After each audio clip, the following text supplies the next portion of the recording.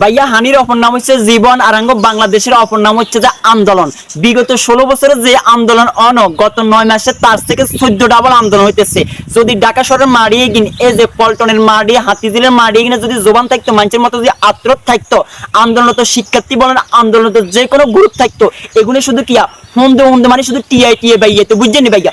অতিষ্ঠ গেছে ঢাকা শহরের মানুষ, ঢাকা শহরের জীবন যাপন করা একবারে মানে কিয়া কঠিন হয়ে যেতেছে। একটা মানুষ অসুস্থ, ইনি একদিন ওই যে ঢাকা হাসপাতাল যাইবো, এই জায়গায় যাইবো, মানে কোনো মতে গাড়ি চালা যাইতে পারতেছে না। ইন্দি শাহবাগী গ্রুপ, ইন্দি অমুক গ্রুপ, ইন্দি মতিন গ্রুপ।